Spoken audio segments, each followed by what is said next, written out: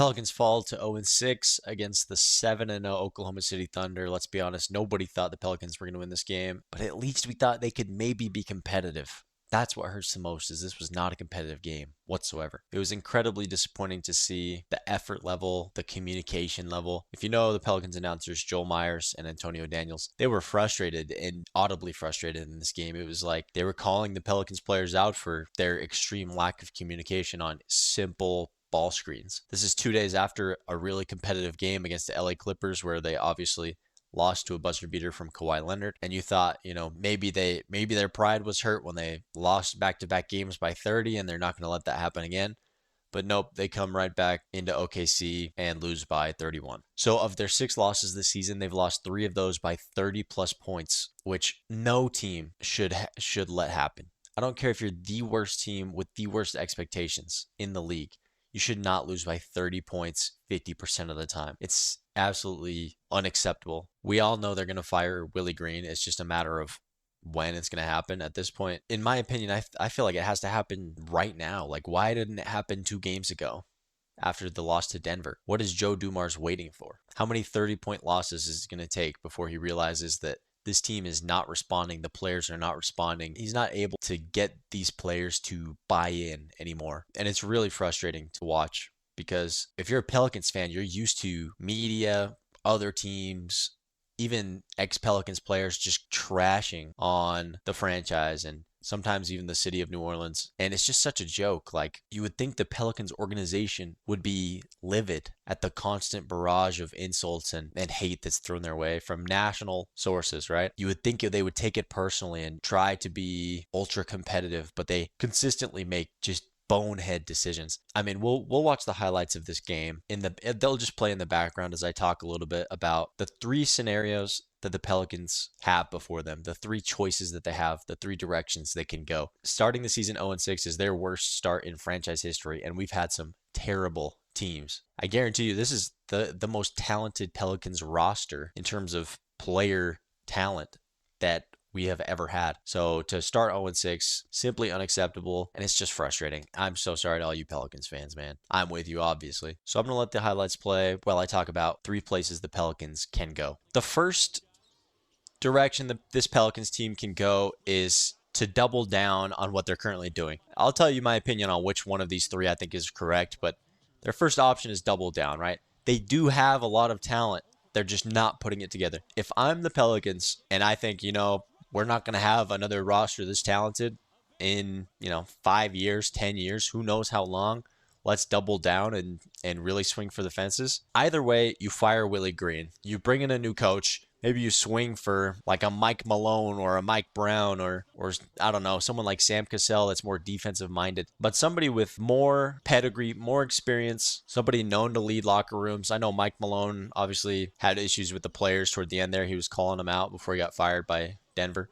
But he just won a championship with Denver in a small market. He knows how to work with superstar players with Jokic. So either way, Willie Green is out. He has to go at this point. They have to make that change. So putting that aside, that's going to be all 3 scenarios. Putting that aside, doubling down is playing all of your best players, which we'll talk about in this game. Derek Queen only played 7 minutes, which feels like such a slap in the face, because we essentially traded 2 first-round picks for Derek Queen and what could potentially be, 2 lottery picks, 2 like top 5 picks for Derek Queen. And he only played 7 minutes in this game. If the Pelicans are like, hey, this is our roster and we're sticking with it, maybe they make a couple moves at the trade deadline, maybe go into the luxury tax for the first time in history. I don't see that happening for the Pelicans. But if you're Joe Dumars, you look stupid making the trades that you've made and to have a bad season. So if you're Joe Dumars, you have no motivation to lose games this season. There's no pick next year, and you're going to look really dumb if you're bad. So this is an option that I think is possible for the Pelicans. It might even be the most likely scenario, and it feels like the wrong option. The second direction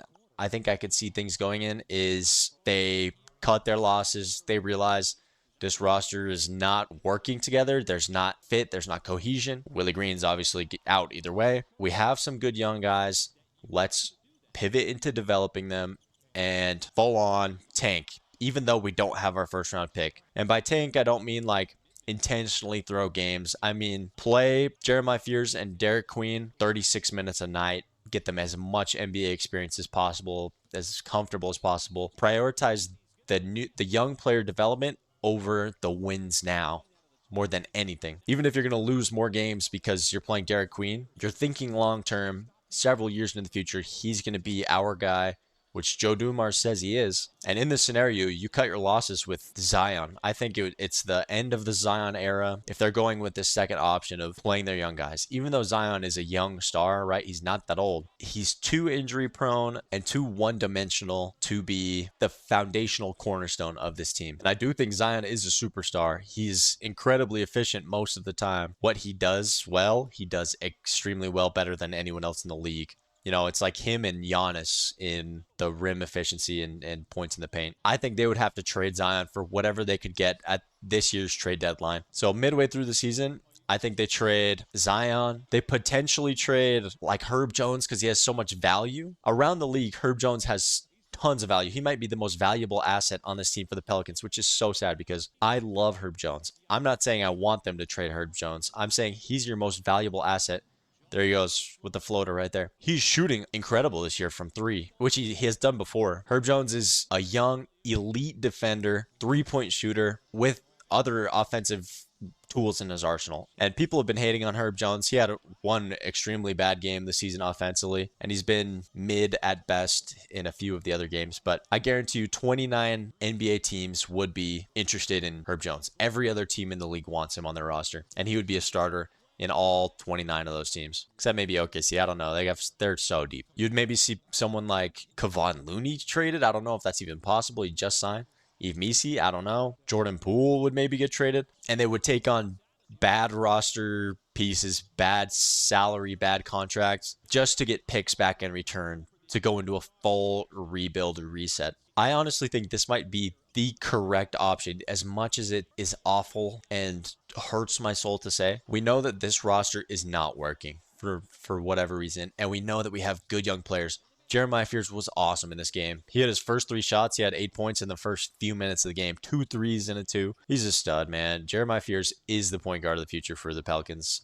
Potentially a build-around piece. So this is the most painful option. Obviously, it means lots of losses for many years to come. But think about the Oklahoma City Thunder, right? They took on the worst contracts in the NBA for years, and they were terrible for years. They had a team of like Gordon Hayward. They had Chris Paul for a little bit. They had Paul George, and then they traded him for SGA. There are desperate teams out there that will trade for young Pelicans players like Jordan Poole, Trey Murphy, Herb Jones, and trade picks in order to compete now if they think they have a shot at winning the championship. So option number 2 is a full reset rebuild, and it would have to happen this year. No other choice. Option number 3 is one step above option number 1, is one step more risky than option number 1, which was double down. This would be the make a risky franchise changing trade for a superstar. What superstars are available at this trade deadline, or who's on the trade block this season? Like Giannis maybe? I mean, Milwaukee doesn't want to trade him, but Giannis might want out. But could you trade like Trey Murphy and a package for Giannis? Milwaukee might accept that. That's the third, I think, the most unlikely option. And then you have Giannis on, a short contract, and definitely no guarantee that he would re-sign with the Pelicans, obviously. If the Pelicans feel like this is their last chance for 10 years to compete and have a talented roster, they might make a stupid, risky trade like that. So this is the option I think is least likely, probably the worst option. But Joe Dumars, he's actually done crazier trading next year's first. And when it happened, I wasn't even that upset about next year's first, but let's talk about how those first round picks are looking right now. So the Pelicans owned the Indiana Pacers first round pick, and they traded it back to Indiana. This is for next year. They traded next year's Indiana first back to Indiana during the NBA Finals last year when Indiana was in the NBA Finals. Because in their mind, in the Pelicans' mind, this first round pick that they have from Indiana for 2026 is going to be the 28th, 29th pick, that Indiana is going to be good in the East and nobody else can really compete in the East besides them. Jason Tatum toward his Achilles, right? It wasn't a stupid trade in terms of the context at the time. The one thing that was dumb, and truly dumb, was doing it while basketball was still being played. Because anything can happen. A devastating injury like the Tyrese Halliburton injury can happen at any time. What's the reasoning for making that trade during the NBA Finals? Why not wait till after the NBA Finals? You don't make that trade, 1 week later when the finals are over. The timing of it was obviously unlucky, but also, in my opinion, you can't make that trade while basketball is still being played. The second thing about these picks was we traded, obviously, Indiana's pick that we had this year, the 23rd pick, and a first round pick, unprotected Pelicans pick next year. So our own pick next year to move up 10 spots and draft Derek Queen, who I love. I love Derek Queen. I'm a Derek Queen fan, and I think he's going to be good in this league. He's going to go through rookie struggles, but I think he's going to be good. So if you think about it, we traded 2 first round picks, right? We traded Pelicans first, Indiana first from this year, which was technically the Indiana first from next year, like a month before the draft. The Pelicans are 0-6. Indiana is the worst team in the East. Everybody on their team is injured. Obviously Tyrese Halliburton, but Miles Turner left. They're bad this year. They signed Mac McClung. I love Mac McClung. It's not shade to him, but they're playing Mac McClung minutes right now. And he's never been on an actual NBA team playing minutes. So in this stacked 2026 draft class, where the Pelicans could have had 2 top 5 picks,